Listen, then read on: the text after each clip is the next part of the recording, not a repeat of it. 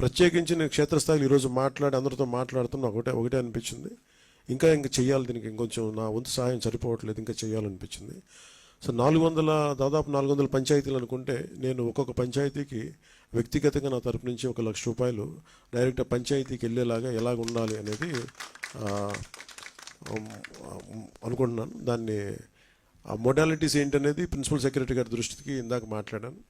ఇది డైరెక్ట్గా పంచాయతీలకు వెళ్ళాలి. మన 10,000 రూపాయలు 25,000 రూపాయలు ఎలాగా డైరెక్ట్ పంచాయతీ నిధుల్లో పడ్డాయో అలాగే ఈ 1 లక్ష రూపాయలు కూడా ఇది ఎంత సహాయం అవుతుందో తెలియదు, కానీ కనీసం ఆ పారిశుద్ధ్య పనుల కన్నా పనిచేస్తే ప్రభుత్వం మీద కొంచెం భారం తగ్గుద్ది. ఆ ప్రభుత్వం ఉన్న డబ్బు కనీసం కొంత ఒక రోడ్డుకి పనిచేస్తే. సో నా సైడ్ నుంచి నేను ఇచ్చే 400 పంచాయతీలకి ఈ 1 లక్ష రూపాయలు చొప్పున కనీసం పారిశుద్ధ్య పనులకు కొంచెం సహాయకారిగా ఉంటుంది అనేది. అలాగే మా ఉద్యోగులందరూ కూడా, మా పంచాయతీరాజ్ ఉద్యోగులందరూ కూడా, ఆర్డబ్ల్యూఎస్ ఉద్యోగులు, అలాగే పీడబ్ల్యూడీ అందరూ కూడా వచ్చి ఈ రోజున మాకు నిలబడింది, మనస్ఫూర్తిగా ధన్యవాదాలు తెలుపుకుంటూ.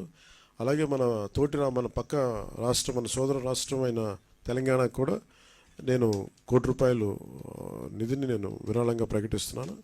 అది